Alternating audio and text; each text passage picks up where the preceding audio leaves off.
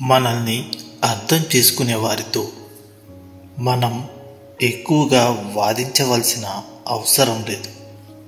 మనం నిజంగా కావాలి అనుకునే వారి దగ్గర మన గురించి ఎవరేం చెప్పినా కూడా భయపడనక్కర్లేదు.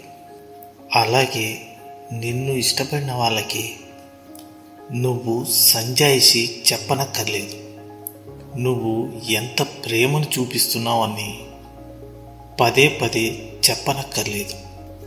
నిన్ను వద్దనుకున్న వాళ్ళ వెంటపడి నీ సమయాన్ని వృధా చేసుకోవాల్సిన అవసరం లేదు.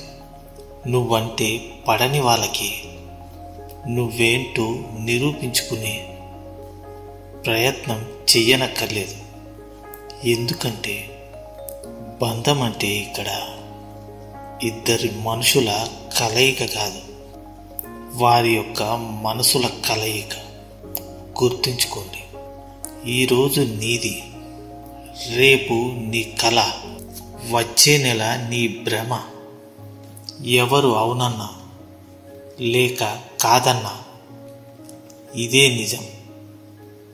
ఎప్పుడో చేసేదానికోసం అంత తీవ్రంగా ఆలోచించి గొప్పగా మొదలైన ఈ రోజుని నువ్వు కనీసం పట్టించుకోవడం కూడా లేదు.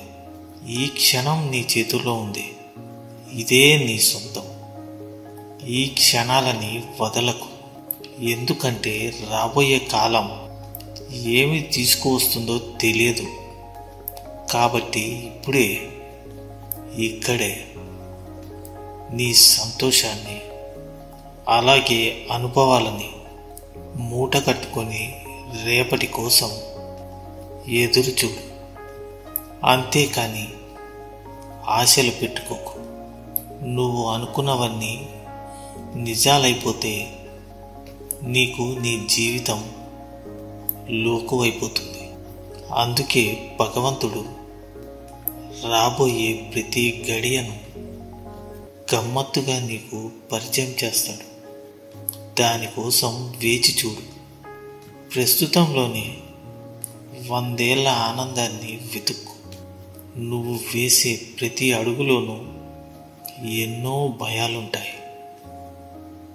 సంపాదించాలి, ఎవరికి ఏ లోటు రాకుండా చూసుకుంటూ ఉండాలి. మరీ ఇన్ని ఆలోచనలు మోస్తున్న నువ్వు ఎందుకని నిన్ను నువ్వు తక్కువ చేసి చూసుకుంటున్నావు? కోరుకున్న ప్రతిదీ నువ్వు సాధించలేకపోవచ్చు, కానీ నువ్వు సాధించినవన్నీ గొప్ప గొప్ప విజయాలే.